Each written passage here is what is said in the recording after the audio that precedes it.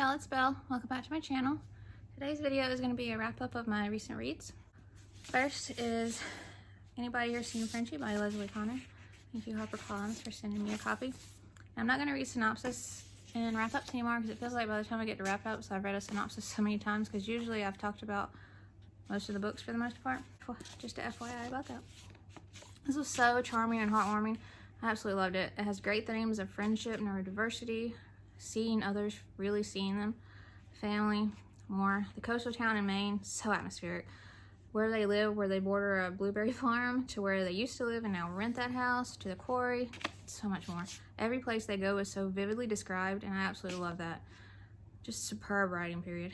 Aurora is a great point of view to read from, and her dialogue and narrative voice was so well written that I could hear her booming voice in my head.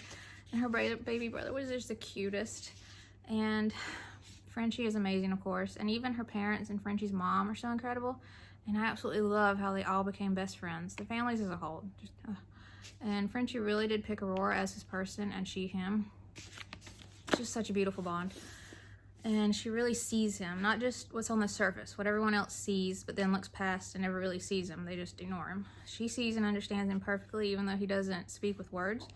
And then I love how the town came together to help look for him and really saw him in the end, though. And the chapters are mostly Aurora. A few short ones are Frenchie's point of view. And what I really enjoyed were some chapters are from points of view of some key townspeople and their experience during the search.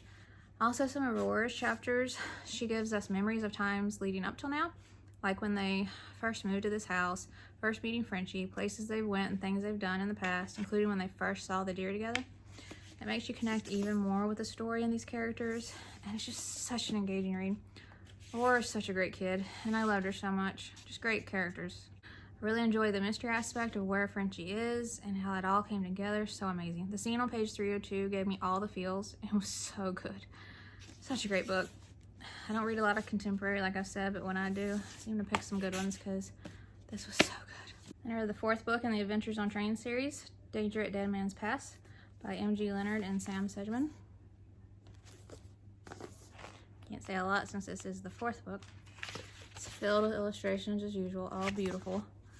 I'm just so in love with this series. Every book is just so good, and they're just so much fun. And I want them to continue forever. I love this location, this new mystery and adventure, the new characters we meet like always, the friends we make, and list of suspects like it's usually all new. And I like the twist this one had in it, including wondering if there was going to be a fantasy element or would it be explained.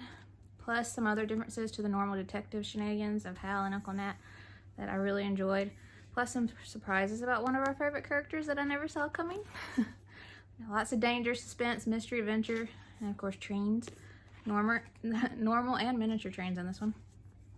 Hal and Uncle Nat have my art as usual, and all the different characters that come along throughout the series are also amazing as well. Great characters and writing overall. And you can tell the authors put so much time and research into these books, whether about the trains, the locations, events, and people from history. It just shows, and not just in the author's notes, but it shows in the story. Plus they have all these characters and suspects and a new amazing plot each time at that, with all new characters and suspects, not to mention new trains and locations, and manage to have it all come together like an amazing puzzle every time. Just talent. So, just love this series so much. And then I read Trusting True North by Gina Linko, and the publisher Shadow Mountain sent me this, so thank you very much, and this comes out in April. This was so heartwarming. It really had me thinking about how awful the pandemic must be for kids, and this had some relatable, amazing characters. They are dealing with real life struggles, and there's just so much. And this is about time during the pandemic when schools were closed and it was at peak scariness before vaccines and stuff. And you feel the same concerns, worries, and stress these kids do. But in my case, it was so eye-opening seeing the pandemic from a kid's point of view. Kids who are having any trouble with the worries and stress that this has brought might see themselves in this book, and it might help them. I especially love True and the aspect of the maps. The whole process and what different things mean in maps. All kinds of maps. Fascinating. I loved what she put together for her little brother, and I love their relationship. And her relationship with her older sister will be very relatable, with sisters with an age difference of a few years. And I love how that developed through the story. Kyler has my heart, though. He's just an amazing kid. And yet again, a character I think some kids will be very seen with. All the assumptions piled on him and just everything about his character is amazing. I wanted to give him just a big old hug. Teacup, that little kitten, has my heart though. I absolutely love the map that True made towards the end. Such a superb idea and beautiful. Just phenomenal. Just a great ending period. It's just so charming and heartwarming with an amazing story and characters mixed together with real life relatable issues. Very quick read. And there are some blacked out pages that made me think there will be illustrations on those because this is an arc. I can't wait to see those when it comes out. This comes out April 5th. So I finally read the first pages in Co. I have the UK hardback and paperback. I did tab it thinking I'd do a blog, but I didn't know what to say and what not to say. I did tab some favorite parts though. I had started it, so I just have one clip, but I didn't know if people would watch a spoiler vlog, and it's just, I need to get into the hang of things more before I probably try to do that. It's Tilly and the Bookwanderers by Anna James. It's the first book. And the UK naked hardbacks.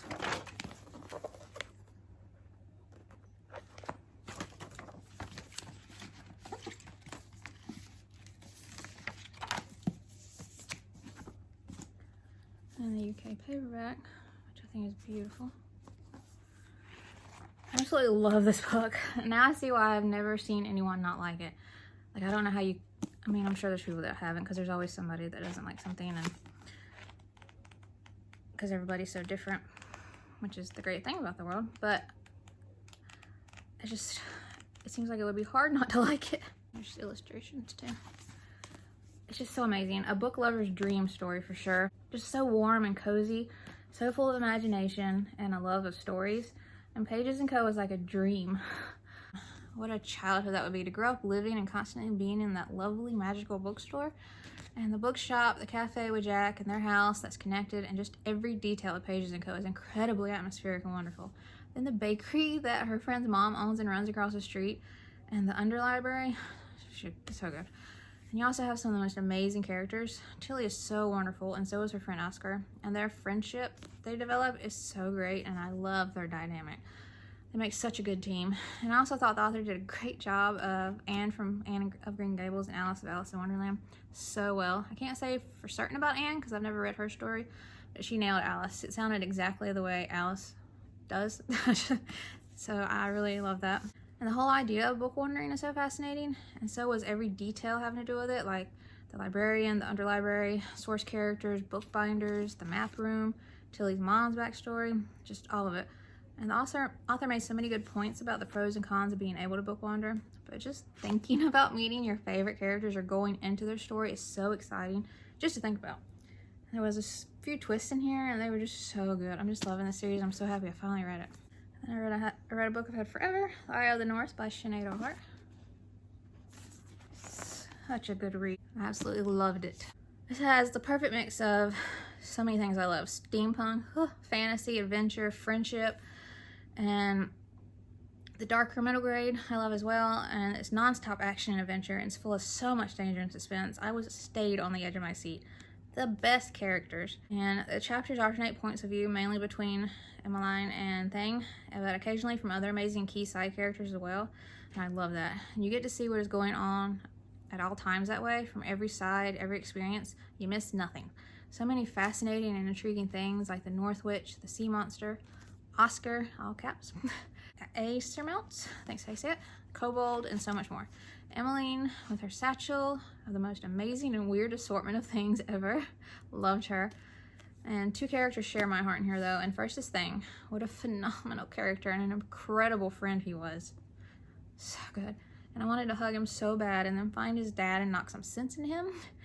Then Meadowmane, my heart.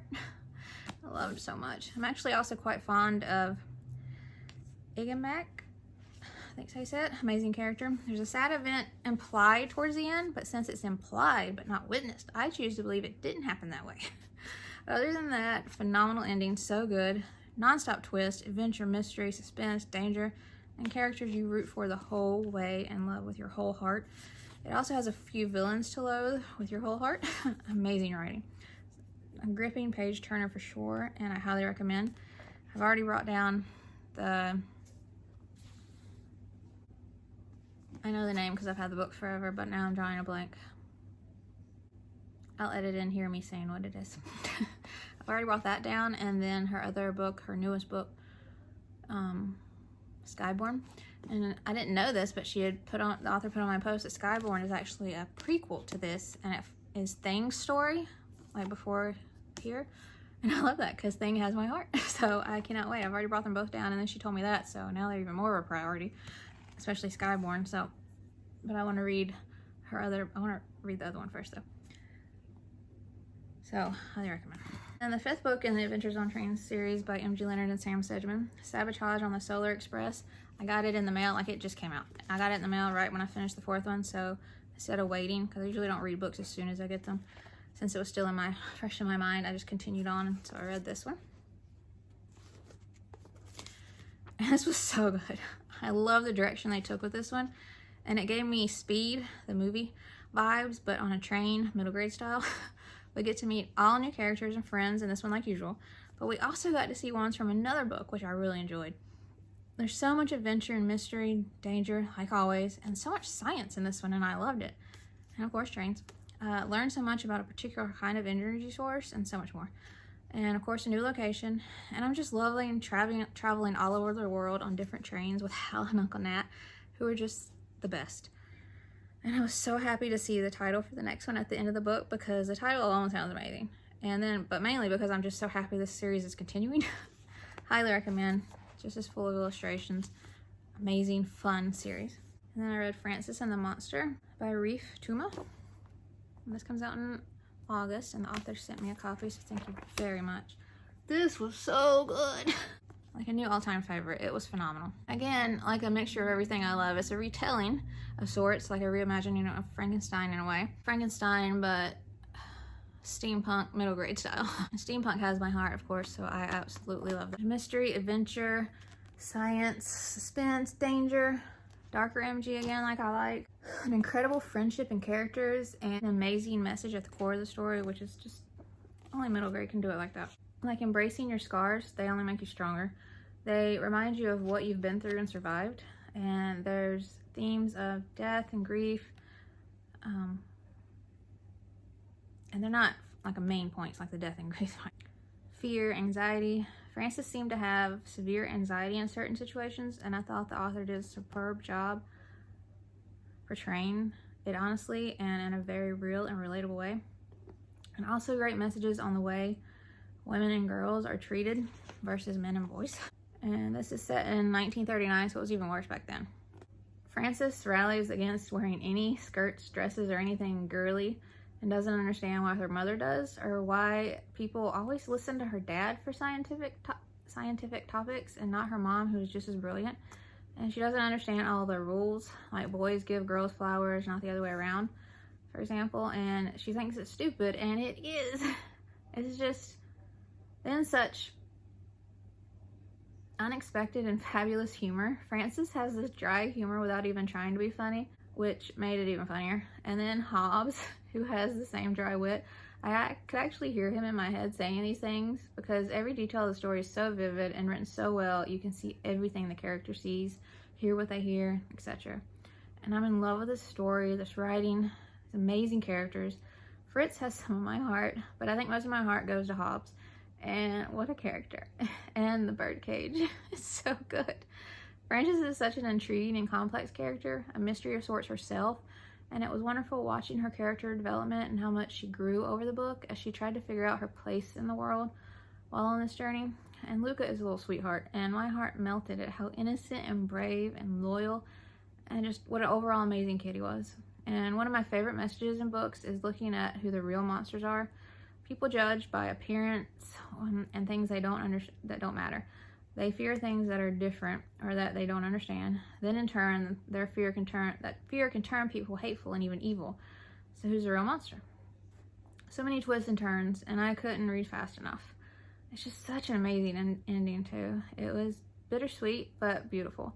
And the epilogue had me wondering if there's going to be more, because it kind of set it up for more. I really hope so, because I want more. I need more. So this comes out in August. Highly recommend pre-ordering, getting it. It's just so good. And then I read The Grave Thief by Hahn, and the author had sent this to me, and this is out now. Another darker upper middle grade type that I absolutely loved. So good. I love this world, the magic, the characters. It's so fast paced. There was constant suspense and adventure. I found so many things fascinating in here, such as like the deep stones, the wogan, I think I said, lumpskins, the witches and mages, the cats, the Julies, and so much more. It's dark, complex, magical story full of so much heart. And Spade is such a great main character, and he loves his brother Benji so much, and he'll do anything for him, literally. And his best friend Ash. And Ember is such an amazing character as well. I just loved her. And I loved watching her and Spade's friendship develop, and she's his first real friend, human friend, because Ash is a raven. And they are from completely different worlds in the way they live. But they are so alike in so many ways, and it was just beautiful seeing that bond grow. And I love the twist at the end and couldn't put it down. I read the last half in one sitting. Superb writing, and I can't believe this is a debut. Great messages about finding your own path in life, doing what you want, not what others have mapped out for you without your input. Also, there's strength and weakness. It takes a strong person to ask for help, and so much good can come from that. And you're more than any label someone puts on you. And you need to believe in yourself, trust others, and have faith. Other great themes in here are grief, loss, longing, loneliness, fear, guilt, and more. If you stay too long in loneliness and any demon you battle, you can get lost in it and become someone you don't recognize anymore. Great friendships in here, and Ash has my heart, and so does Grubble. All the characters from Spade and Ember to the side characters and the mean ones, just so good. Engaging writing. Heartbreakingly beautiful moment in here, and I needed tissues, but what bravery. I just loved it. The ending was so good, and every puzzle piece that made up the story as a whole was just brilliant, and I love how it all came together. Highly recommend. Such a great story. And then I finished the second book in the Pages & Co. by Anna James, Tilly and the Lost Fairytales. This is the Naked UK hardback. Absolutely loving the series. The second book was even more cozy and magical, amazing, imaginative, everything. Even more adventure and danger. An all new part to the villain aspect. And we also meet some fairy tale characters in this, and I loved every minute. And we've gotten to know all the key characters through the first book, so you're already so invested and connected to them going into this. And those feelings just continue to grow. And since we've gotten the getting to know parts out of the way, we were able to delve deeper into the mystery, danger, and adventure, more so in this one. And the author brilliantly portrays the magic of books and stories and reading, and also the magic found in a little bookshop, any bookshop. And these are just such atmospheric reads because of the magical and vivid and beautiful writing. Such magical things all around, but believable aspects as well, like how a real-life kid Tilly's age would act, like the moodiness and acting out at times, some defiance, stuff like that. Just done so well. And I'm reading the third book now, and I'm just loving the direction it's going. These are just so full of adventure, family, magic, stories, atmosphere, and so much imagination. So good. I'm loving my time with this series. And then I read The Ogres and the Orphans by Kelly Barnhill and the publisher Algonquin. I think I said it to me, so thank you very much to them. Cover wraps around, and this comes out March 8th, which is very soon. And both end papers have the same map on them, which is beautiful. I absolutely love this. I'm so happy. I thought this was sounding more up my alley, and I was hoping that I would connect with the writing more than I did The Girl Who Drank the Moon, which I like the story, like more the beginning and the end, not so much the middle. But it's not a favorite all time like so many's. So I was worried, but I didn't have to because this was so much better. And it's just beautiful, engaging writing in this one. There's a mystery narrator, and I just love the flow of the storytelling. And the characters are phenomenal. Even the ones you aren't supposed to like are written so well. The writing brings out such an emotional reaction and anger towards the ones that aren't nice. But I think there's some excellent messages in here, like not judging people on their appearances, differences, or anything. Also, what it actually means to be a neighbor and to be a good neighbor. And we can blame the people in charge that are running things, but we are responsible for our own actions in the grand scheme of things, and we need to take responsibility for our own actions. And the orphans, Matron and Myron, and just everything about Orphan House was amazing. The Ogres has my heart, and so do the Crows, especially Harold and Dog.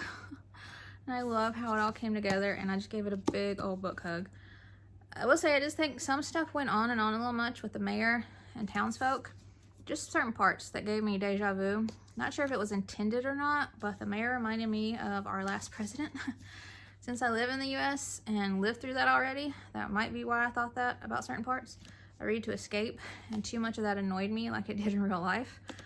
But other than that, just amazing. This is full of whimsy, life lessons, family, friendship, kindness and unkindness, depth, just beautiful writing and so much heart. I just highly recommend it. And just so good. Alright y'all, that's it for this video. Have you read any of these? Did you like them? Did you not? Let me know in the comments. Today's shirt is Doc Holiday. I'll be your huckleberry. I'm gonna have the camera down lower than normal. Hope you enjoyed the video, and if you would like to subscribe, I would love that if you would like to. And I will see you in my next video. Bye.